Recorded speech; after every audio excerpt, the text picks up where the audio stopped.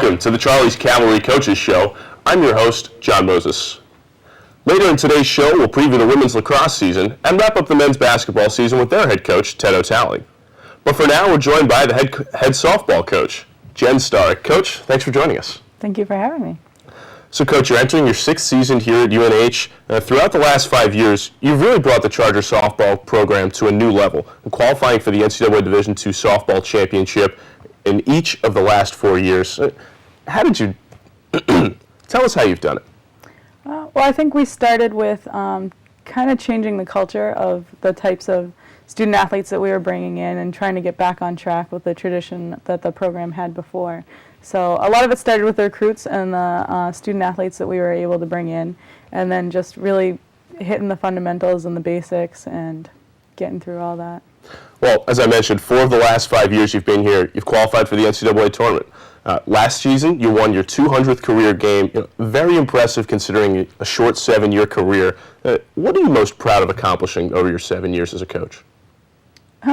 There's been a lot of good memories. Like the first year that we went to the NCAA tournament, we barely made it in. Then we got to the Sweet 16 in the country. So that was really exciting. We've graduated 4 All-Americans in the past couple years, and they're all graduating and coming back, and they're involved with the program. So having the alumni back and so involved is really exciting, and just a lot of the success that we've had.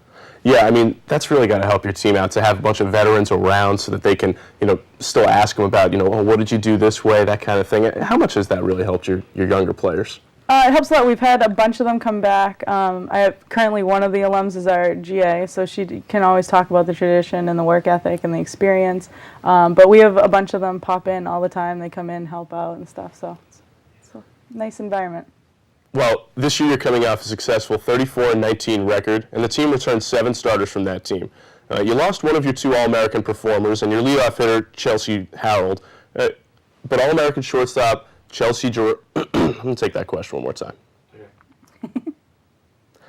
This year you're coming off a successful 34-19 record, and the team returned 7 starters. But you lost one of your 2 All-American performers from last year's team, your leadoff hitter Chelsea Harold.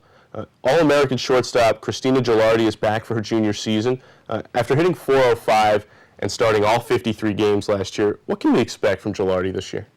Oh, we're hoping to get much of the same back. She'll anchor the defense again at shortstop. She's going to change roles a little bit. She'll probably be our leadoff because she's such a good, consistent hitter and has good speed. So we think we have some people that can fill in the middle, and we're hoping to get her on and use her kind of like we did with Chelsea last year. So a lot of the same, I would think. Expecting her to be a contact hitter, get on base, use her speed, and then anchor our defense at short. Now, you only have 4 seniors on the roster: Brennan Weidman, Amy Neppy, Shannon Anger, and Micah Stone-Cipher. What should we expect from those 4 this year?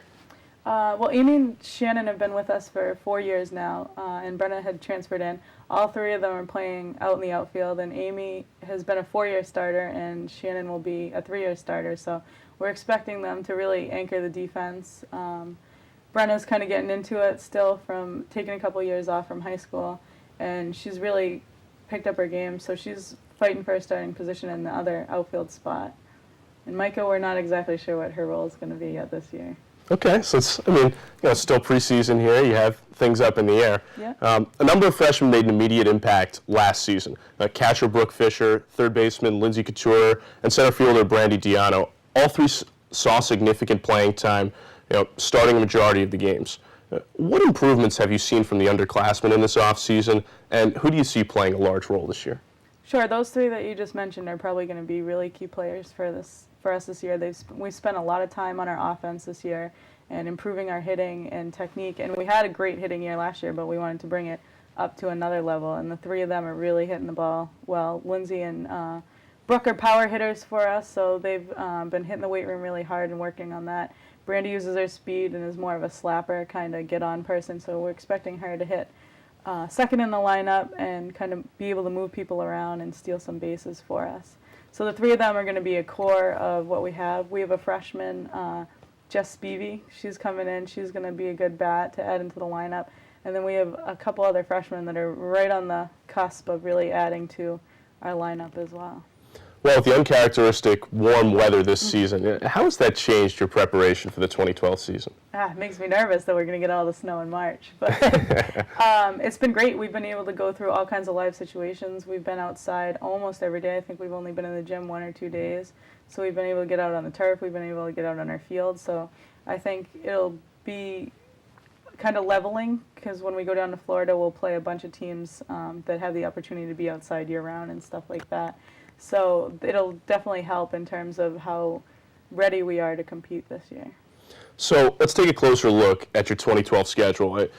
Your season openers against Westchester University on March the 10th in Florida. You then play 9 games over the course of 6 days as part of your spring break trip to the National Training Center games in Claremont, Florida. What are you expecting out of those first week's games? Well, like you said, we're returning a lot of starters, so we're hoping to get right out to a good start and just pick up where we left off last year with some improvements, obviously. But we do have some new players in the infield, and we'll have 1 new player out in the outfield. So we just want to see how the team's going to gel. We have a much more challenging schedule than we did last year down there, so it'll be important to get ahead. We have 2 conference games that we're going to play down there, and then we have 2 big region games against Malloy and 4 other in-region games. So they'll definitely be important. And then we're playing some top 25, one of the top 25 teams down there. So that'll be a good test to see where we are in terms of the rest of the country. Well, when you return home, you get right into the home schedule. March the 17th against Georgian Court. Then 3 days later, you open conference play at home against American International. Let's talk a little bit more about the schedules after the Florida trip. Highlight some games that you think will be really important at the end of the year. Well, they'll definitely all be important, I think. We're not the kind of team this year we're a very good and talented team, but we're not the kind of team that is just a dominating factor. It's going to be kind of like a blue-collar work thing. We have tremendous defense, probably the best defense I've had since I've been coaching here. And our hitters are hitting really well. Our pitchers are working pretty hard. So I expect that we'll be good, but we have to be competitive every time. So I think our conference was really even last year, and I expect it will kind of be the same. So there's no real easy games, but some of the ones that are traditionally really good for us every year is CW Post. We'll play Malloy down in Florida, and they're the ones that keep knocking us out of regionals. So that'll be a big game. Dowling's very competitive every year. And Caldwell, when we play them, those will be our probably biggest games. And Southern across the street. Of course. Can't forget them.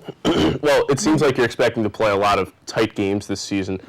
But with the experience you have on the roster, I think that actually helps you at the end of the day. Yeah, it does. Being able to play as many underclassmen as we did last year makes it great. We have a returning roster, really only losing 1 or 2 players from last year. So. Well, Coach, thanks so much for your time. Good luck this season, and we'll talk to you soon. Thanks. On the other side of this break, we'll preview the women's lacrosse season. This is the Charlie's Cavalry Coaches Show.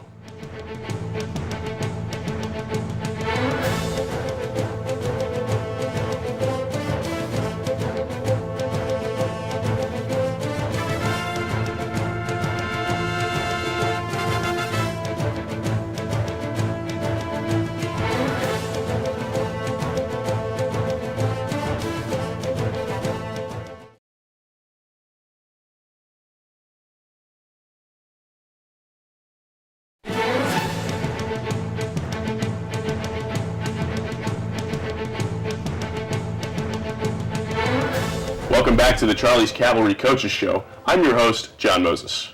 We'll now preview the women's lacrosse season with head coach Jen Fallon. Coach, thanks for joining us. Thanks for having me. So, Coach, you're entering your 6th season here at New Haven.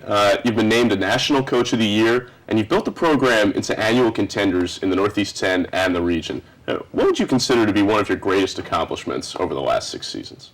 I think probably the idea that we have been a consistent contender, ranked among the top 10 or 15 year in, year out. I think that, speaks volumes about where the program is, and, that consistency is something that we're really proud of.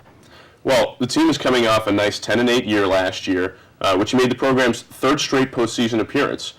Back in 2009, you brought the team to their first ever postseason in the program's 9-year history. How have you built and sustained the success here at New Haven? I think when you're building a program, clearly it starts with the student athletes and the recruitment of those student athletes, and then a big thing for me is player development. and bringing kids in that we see potential in and that we know will contribute over the course of their time here. May not be right at that first time out, but over the course of their career, we want them to really get as much out of them as we can. Well, in the sport of women's lacrosse, there are a few programs in the nation that always seem to be at the top. Teams like Adelphi, CW Post, and now Lemoyne, who's reclassified to Division II.